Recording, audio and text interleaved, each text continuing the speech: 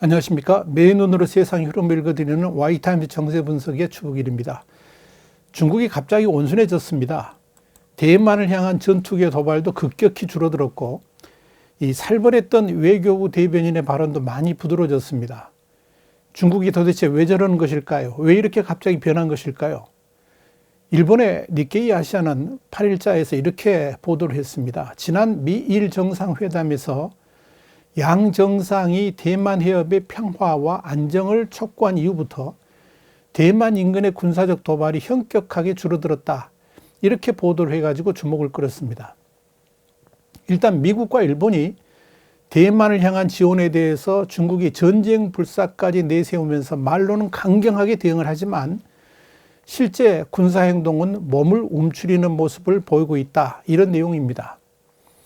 지난 1월 1일부터 미일 정상회담 직전인 4월 16일까지 거의 매일 대만의 방공식별구역에 중국은 군용기를 띄우면서 대만을 자극했었습니다. 이 기간 동안에 중국은 J-10 전투기 그리고 J-16 전투기 같은 이런 총 257대의 전투기가 대만 방공식별구역으로 침범을 했는데 이건 하루 평균 3.4대라고 니케이는 분석을 했습니다. 그런데 미일 정상회담 직후인 4월 16일부터 중국의 대만 방공식별구역 침범은 확연하게 줄어들었습니다. 하루 평균 1.9대의 도발만 있었을 뿐입니다. 특히 미일 정상회담 이전과는 다르게 10대 이상의 전투기 침범은 전혀 보고되지도 않았습니다. 4월 20일에 9대가 최대였고 4월 30일 5대가 그 다음이었습니다.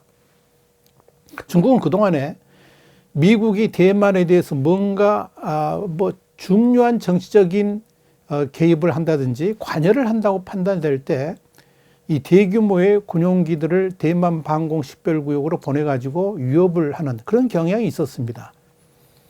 특히 미일 정상회담 직전에 양 정상의 공동성명에서 이 대만 문제가 언급될 수 있을 것이다. 이런 언론 보도들이 나오니까 중국은 성명 발표 4일 전이죠. 4월 12일 무려 25대라는 기록적인 전투기들을 대만 방공식별구역으로 보내가지고 일촉즉발의 위기로 빠지게 만들었었습니다.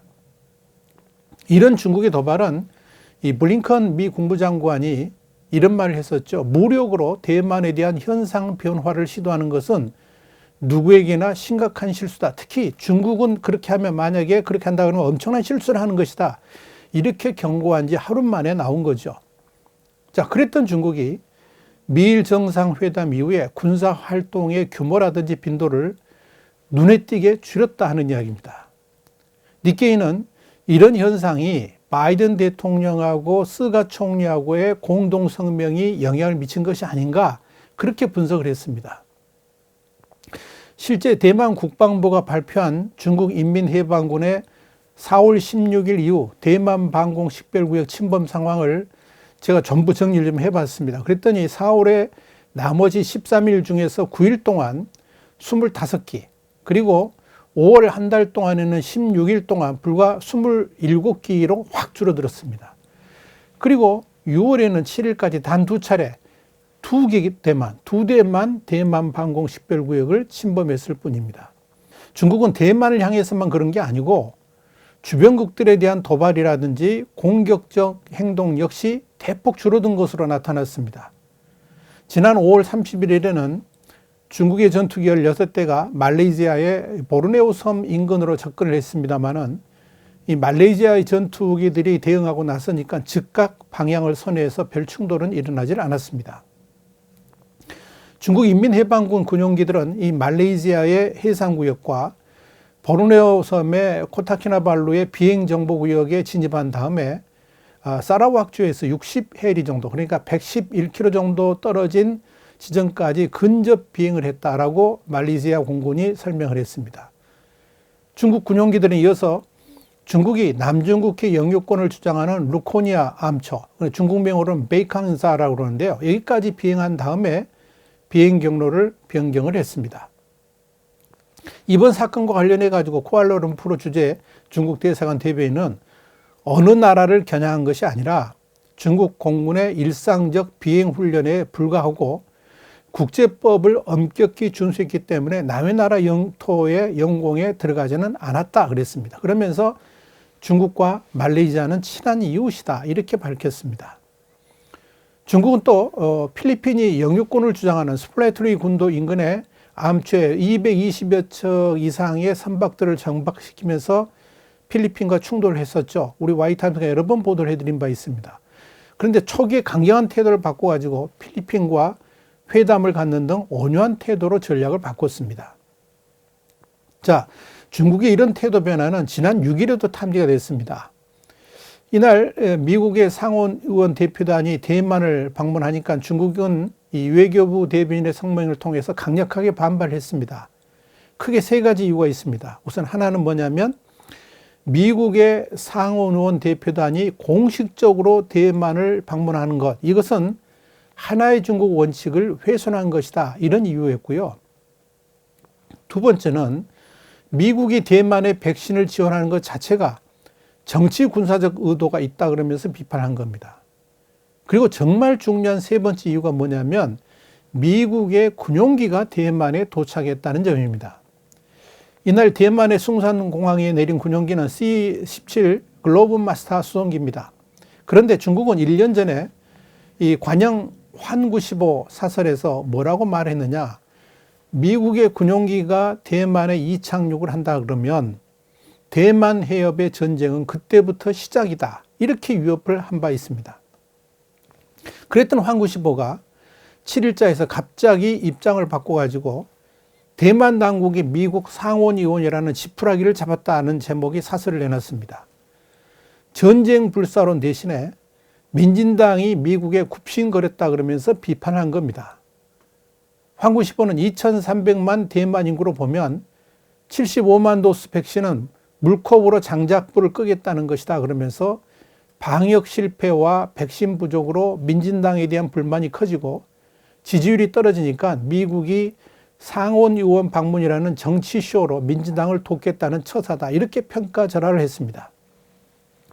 그런데 말입니다. 지난해 8월에는 중국이 미군 EP-3E 전자정찰기가 오키나와 미군 기지와 대만을 오가면서 이착륙했다는 의혹을 제기했을 때 환구15가 뭐라 그랬느냐? 차잉의원 당국에 근본적인 경고를 보낼 필요가 있다는 제목의 사설을 냈는데요. 여기서 이렇게 썼습니다. 중국이 통일을 수호하기 위해서 설정한 레드라인을 밟았다 그러면서 만일 중국이 증거를 확보한다 그러면 관련 공항과 착륙하는 미군기를 부술 수 있다. 대만 해협 전쟁은 이때가 개전이다. 이렇게 협박을 했었습니다. 그러면서 환구15는 대만 공항에 미국 군용기가 이착륙하는지 항구에 미국 군함이 정박하는지를 정찰해야 된다라고 했던 것을 상기한다 그러면 군용기가 직접 대만 공항에 착륙을 했는데도 중국 당국은 침묵하면서 환구15를 통해서 궤변만 늘어놓고 있는 겁니다. 황연히 달라진 이 중국의 태도를 엿볼 수가 있는 대목입니다. 대만 자유15의 이런 보도에 대해서 대만의 네티즌들은 좌안, 그러니까 중국을 좌안이라고 부르는데 좌안의 사람은 줄곧 미국 군용기 혹은 군함을 허락하지 않겠다고 소리쳤지만 오늘 미국 군용기가 대만에 왔다. 좌안은 왜 조용한가? 미 군용기와 군함이 대만에 다시 주둔할까 봐 이런 조롱 섞인 댓글을 달았습니다. 여러분, 중국이 이렇게 고개를 숙였다고 봐도 좋을 정도로 태도를 누그러뜨린 가장 중요한 이유는 다가오는 7월 1일에 중국 공산당 창당 100주년 기념일 때문인 것으로 보입니다. 일단 시진핑 국가주석이 가장 심혈을 기울이는 국가적 행사 중에 하나인 공산당 창당 100주년 행사를 앞두고 이 국제적인 여론 환기를 위해서 분위기를 잡고 있는 것이 아닌가 하는 그런 분석이 나오는 겁니다. 지금 국제적으로 중국을 기피하고 아예 배척하려고 하는 정서가 팽배해 있죠. 자, 이런 상황에서 미일 정상회담에서의 중국에 대한 경고는 분명히 시진핑 주석에게는 악재라고 말할 수 있습니다. 대만 국방안보연구소의 수주윤 교수도 대만과 관련해 가지고 중국의 공격적 행동이 완화된 데는 바이든 대통령과 스가 총리와의 회담이 분명히 영향을 미쳤다라고 니케이에 전했습니다. 그렇다고 중국의 본색이 변한 건 분명 아니죠.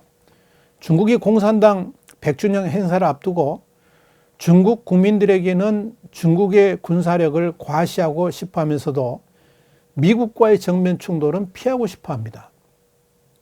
그래서 도발 강도를 최소화하고 있는 것이 아닌가 이렇게 보여집니다. 중국이 대대적인 행사를 앞두고 이미지 세탁을 하고 있기는 합니다만은 그렇다고 세계의 주요 나라들이 중국 공산당 100주년을 축하해 주지는 않을 것으로 보입니다. 중요한 것은 중국의 이런 태도 변화가 언제까지 지속될 수 있을 것인가 하는 점입니다. 다가오는 7월 1일에 중국 공산당 창당 100주년 행사에 이어서 내년 2월에는 베이징 동계올림픽이 예정되어 있습니다. 그리고 시진핑 주석에게는 코로나19의 원인 규명이라는 국제적인 압박도 있습니다. 여기에 베이징 올림픽의 보이콧 문제가 이제 본격적으로 거론되기 시작할 것입니다. 이렇게 시진핑 주석의 3연임을 위해서 넘어야 될 산들이 산적해 있는데도 불구하고 대만이라든지 주변국들을 향한 도발을 감행한다 그러면 이건 국가적인 위기를 불러오는 단초가 될 수도 있을 겁니다. 그래서 이 앞으로의 중국 태도, 특히 외교적 대응이 어떻게 표출될 것인지가 주목되는 겁니다. 앞으로도 우리 Y타임스가 계속 주목하고 있겠습니다. Y타임스 정세 분석이었습니다. 다음 시간에 다시 뵙겠습니다. 감사합니다.